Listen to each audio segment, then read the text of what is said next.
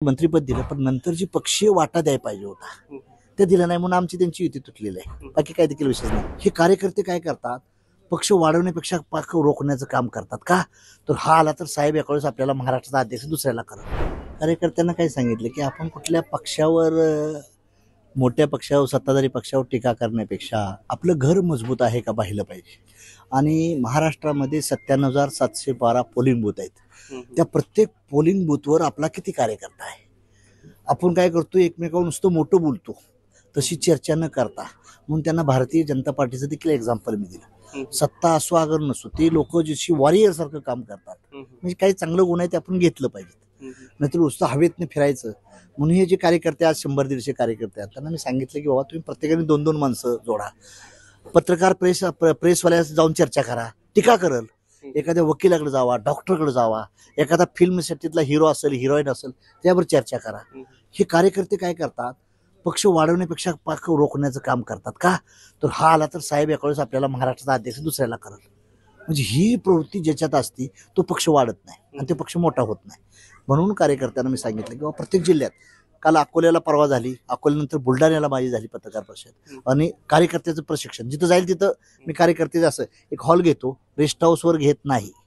माझ्या कार्यकर्त्याला म्हणणं असतं की बॅनर लावा, झेंडे लावा आणि छोटा हॉल घ्या, पण तिथं तुम्ही नियोजनबद्ध करा. मग अकोला बी झाला. आता तिथं मला अकोल्याला तिथं आज झालं की काल 10 लाख लोक होती जवळजवळ. कसली, त्या शेगाव महाराजांची पालखी आली. त्या पालखीला मी जेवण वगैरे स्टॉल तिथल्या कार्यकर्त्यांनी केलं, तर चांगलं ते दिलं. आणि नंतर परिषद झाली, तर तिथं नगरपालिका अकोला बघितल्या आम्ही. तर ते 112 वार्ड आहेत. 112 वार्डच्या अध्यक्ष त्यांनी आणले. महिला आघाडी, विद्यार्थी आघाडी, युवक आघाडी, सारी त्याची चर्चा झाली तिथं. त्यांनाही मी सांगितलं, ज्याची ऐपत आहे त्यानं ते जिल्हा अध्यक्ष मोठे, राष्ट्रीय अध्यक्ष सारे होतात, आणि ते तालुक्यात बी काही नसतं त्याचं. बरोबर. साहेब, तुम्ही 2 दिवसापूर्वी एक स्टेटमेंट केलेलं आहे की इतिहासामध्ये फार मोठी चुकी झाली, भाजप सोबत तुम्ही गेले. फार फ्रस्ट्रेट आहे तुम्ही, फार राग आहे तुम्हाला भाजपवर? बिलकुल राग, फ्रस्ट्रेशन वगैरे काही नाही, रागाला वगैरे काही नाही. पत्रकारांनी मला विचारलं, तर त्यांनी विचारलं की तुम्ही भाजपवर जाऊ शकता का, तर नाही म्हणलं, भाजपवर जायचं काय प्रश्न नाही आता. म्हणजे पत्रकारांनी विचारलं होतं. आणि आपण एखाद्यावर राग धरायची काही गरज नाही. आपली कोत वाढवली पाहिजे, आपली लाईन वाढवली पाहिजे. उगाच त्यांचं नाव घेऊन त्यांना हे करायची काही गरज नाही. त्यांची आज रेषा मोठी आहे, ती रेषा न कापता आपली रेषा कशी वाढवता येईल ह्या गोष्टीवर मला पत्रकारांनी विचारल्यामुळे मी ते बोललो होतो. इतिहासात तुमच्याकडून इतिहासात चुकी झाली, पण ती आता भविष्यात परत चुकी होईल का? एक लक्षात ठेवा, राजकारण मी काय ठरवलं की पहिल्या झुटला आदरणीय गोपीनाथ मुंडे हे बहुजन समाजाचे नेते होते, आणि मला तिने मुलगा मानला होता. आणि रिअलिटी म्हणजे ते काय असं शेवटच्या भाषणात मुलगाही मला मानला होता. आणि मुंडे साहेबांच्यामुळे मी तिथे गेलो. ठीक आहे, त्याने आम्हाला मंत्रिपद बी दिलं बीजेपीने, असं काय म्हणत नाही की आम्हाला काय दिलं नाही, परंतु मंत्रिपद दिलं. पण नंतर जी पक्षीय वाटा द्यायला पाहिजे होता ते दिलं नाही, म्हणून आमची त्यांची युती तुटलेली आहे. बाकी काय देखील विशेष नाही. आणि आमचं म्हणणं आहे की आम्ही बी लायकी वाढवली पाहिजे, आमची ताकद वाढवली पाहिजे. त्यांनी 6 जागा दिल्या, त्या परत पुढच्या बारीने मोठे प्लेयर आल्यामुळे त्याने आम्हाला विचारलं नसेल. त्यांच्यावर नाराज व्हायची काय गरज आहे तुम्हाला? आम्हालाच अशी ताकद बनवली पाहिजे की पुन्हा काँग्रेस असू द्या, बीजेपी तुमच्याकडे आली पाहिजे दारात, जानकर साहेब आम्ही तुमच्याकडे हात मागतोय. आपणच त्यांना कशाला सरेंडर व्हायचं आहे. म्हणून माझ्या कार्यकर्त्यांना म्हणणं आहे की तुम्ही तुमच्या चौकात अवकात वाढवा. म्हणून मी कार्यकर्त्याचं संघटन वाढवतोय, आणि ते सर्व समाजाला घेऊन चाललंय. सर्व धर्म, मानवतावाद हा माझा फॅक्टर आहे. सर्वांना घेऊन गेलं पाहिजे. एकट्या समाजावर, मी ओबीसी समाजात जन्माला आलो, ओबीसी मुळे बी सारं होणार आहे असं नाही ना. सर्व समाजाला घ्यावं लागेल. तुम्हाला ब्राह्मणांना घ्यावं लागेल, मराठ्यांना घ्यावं लागेल, दलितांना घ्यावं लागेल.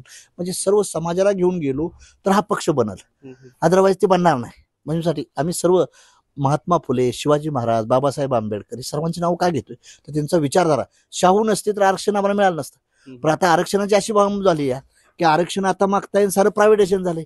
उद्या तुमच्या पोराला सर्व्हिस कुठे मिळणार? सर्व्हिसेस, नोकऱ्याच मिळणार नाहीत तुम्हाला.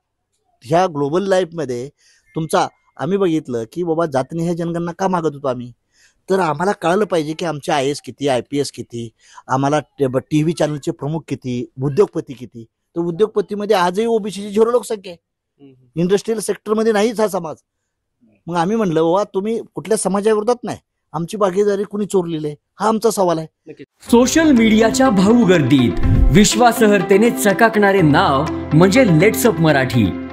सगळ्यांना, सगळ्या नागरिकांना ती स्पीच, ती लेट्सअप वरील मुलाखती म्हणजे विचारांचा खजिना. त्यानंतरच्या निवडणुकीमध्ये मला सोडून गेले.